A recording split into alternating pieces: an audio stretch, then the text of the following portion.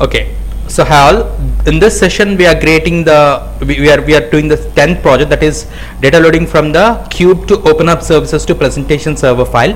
And in this, downloading the data to the presentation server file, for that we already have the data in a particular cube, and we need to download that particular data of the cube into the open up services, using the open up services, downloading the data into .csv files into our presentation server file. So we are first picking up a particular info product from which we have to get the data.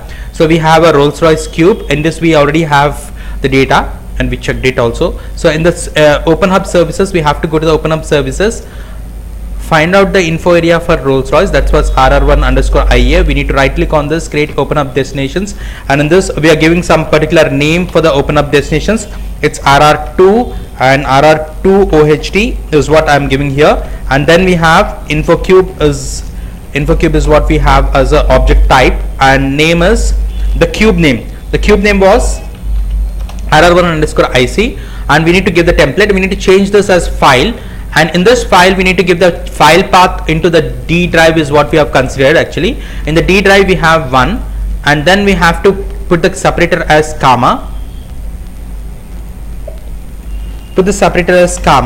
and then field documents, we have all this, and we just have to activate this particular open up destinations. Once it has been activated, we need to right click on this open up destinations, create transformations, and in the transformations again we have to give the InfoCube name, that is RR1_IC. and once it's been done, the mapping is done automatically because we have the technical names as same. And if you want to change anything, you can change it here, and then we have to right click on this and create transformations. So we have to right click on the open up destinations, create DTPs. Transformations is already been done, right? So DTP, in the DTP we have to go to the extraction, full upload, and execute. We have to activate this and execute.